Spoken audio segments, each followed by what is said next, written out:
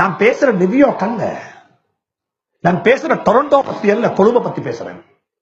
இங்க இருக்கிறாங்க கொழும்புல கல்யாணம் முடிச்சு வாழ்ந்த 2 பெண்கள், ஒரு பெண்ணை நேசித்து ஹோமோசெக்சுவல் ஈடுபட்டு அவ சிங்கப்பூர்ல போயிட்டு தன்னொரு ஆம்பளையாக மாத்தி கொண்டு வந்து கல்யாணம் முடிச்சு இப்ப வாழ்றாங்க. வெள்ளவத்த பள்ளிக்கு தொலைவும் வராங்க. பாவப்பட்ட உதவு முடியுமா மாட்டவா?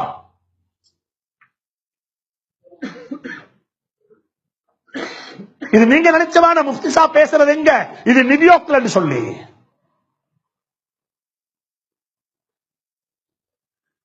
தன்னின சேர்க்கை என்றது வெறுமனே அது எனக்கு விளங்கப்படுத்தல உங்களுக்கு.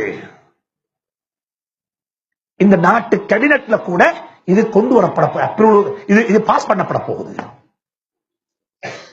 இந்தியாவுடைய சுப்ஹானல்லாஹ், ஒரு மிருகம், ஒரு நாய் கூட செய்யாத வேலைக்கு மனிதன் இன்றைக்கு ரைட்ஸ் கேட்கிறான். எங்களோட ஒரு ஸ்காலர் ஒருத்தர், ஒரு ஆலிம், யூரோப்புக்கெல்லாம் போய் வருவாரு, பயானுக்கு நிகழ்ச்சிகளுக்கு ஃப்ரீக்வெண்டா போவாரு. அவர் லாஸ்ட் டைம் ஒரு விசாவுக்கு போட்டா அவருடைய விசா ரிஜெக்ட், விசா கொடுக்கல. என்னத்துக்கு காரணம்? விசா ரிஜெக்ட் ஆனதுக்கு காரணம் ஏன் இவர் ரிஜெக்ட் பண்ணிட்டாரு என்று சொல்லி இவங்க கேட்கிறா. இவர் எம்பசில கேட்ட, எம்பசில எந்த காரணமும் இல்ல. என்ன எங்களுக்கு சாட்டிஸ்ஃபை இல்ல. இவங்க இதை தூக்கி போட்டாங்க கேஸ் லாயர் மூலமா அங்க இருக்கிற ஹோம் மினிஸ்ட்ரிக்கு. இவருடைய விசா ஏன் ரிஜெக்ட் ஆகிக்குன்னு சொல்லி அங்க என்ன தெரியுமா போட்டிக்குது? விசா ரிஜெக்டுக்கு காரணம் இவருடைய ப்ரீவியஸ் விசிட்ல எங்க நாட்டுல வந்து இவர் ஹோமோசெக்சுவல் அட்டாக் பண்ணி பேசிக்கிறாரு.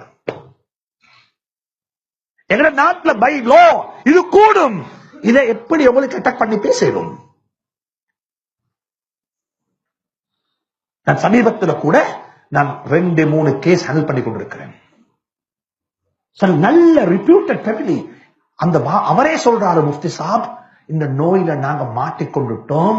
இது எங்கட வாப்பக்கு தெரிஞ்ச வாப்பாகினே மௌத்தாயிடுவார். But we cannot come out.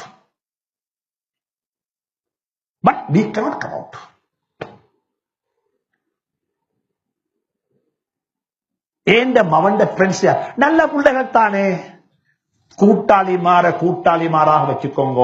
அவங்களோட வீட்டுல போயிட்டு இவங்களோட வீட்டுல போயிட்டு ராவு தரிக்கிறது, இங்க ராவைக்கு நிக்கிறது, அங்க போயிட்டு படுக்கிறது. சுப்ஹானல்லாஹ். Project work. என்ன ஒர்க்? Project work. என்னங்க ப்ரொஜெக்ட் ஒர்க் இருக்குது? Please be careful. நான் பொதுவாக சொல்றேன், நான் ஏன் ஸ்டேட்மெண்ட் சொல்றேன். நான் இது யாருக்கும் ஹராம் உண்டோ கூடாதுண்டோ பத்துவா கொடுக்கல.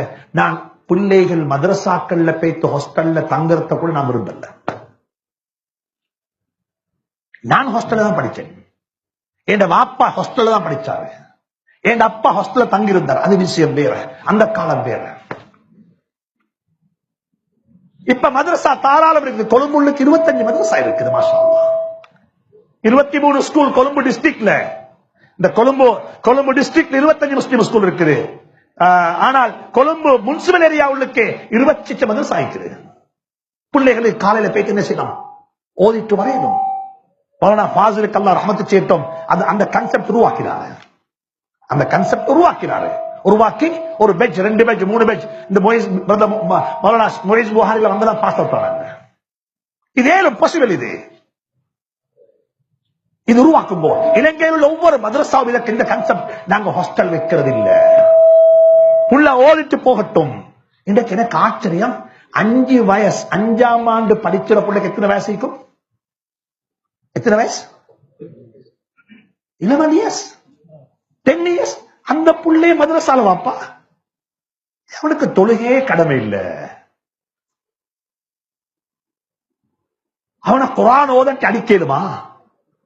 தஹஜ்ஜுக்கு எழுப்பாட்டலுமா? இத நான் யாரையும் கிரிட்டிசைஸ் பண்ற நோக்கத்தில் சொல்ல இல்ல. ஏண்ட கருத்தை சொல்ற ரைட்ஸ் எனக்கு இருக்குது. ஏண்ட கருத்தை சொல்ற ரைட்ஸ் யாருக்கு இருக்குது? எனக்கு இருக்குது. அது நலவுண்டா எடுத்துக்கோங்க, என்ன தொட்டுடுங்க. அப்படியே மிக இறக்கமா சொல்றேன். நீங்க யாரும் சொல்ல இயலாது எங்க வீட்டுல அந்த சூழல் இல்லையேன்னு சொல்லி. அந்த சூழலை உருவாக்குறது உங்களோட கடமை, உங்களோட பொறுப்பு, உங்களோட ரெஸ்பான்சிபிலிட்டி. இதோட இன்னும் ஏராளமான விஷயங்கள் இருக்குது. ஒன்று தான் இன்னும் ஒன்று லைட்டா சொன்னேன், தயவு செஞ்சு பிள்ளைகளை வாழ விடுங்கோ. பிள்ளைகளை வாழ விடுங்க. கல்யாணம் முடிச்சு கொடுக்கக்குள்ள சொல்லவானம், எந்த மகள் என்னோட தான் இருக்கணும், மகன் நான் உன்னை நம்பிக்கை என்னோட தான் இருக்கும். இல்லம்மா, நீ பேத்து நல்லதாக சந்தோஷமா வாழு, நீ வாழ்றது தான் எங்கட வாழ்க்கை என்று சொல்லி பிள்ளைகளுக்கு ஃப்ரீடத்தை கொடுத்துருங்க. பிள்ளைகளை போட்டு எங்களோட இருக்கணும். நீங்க நினைச்சு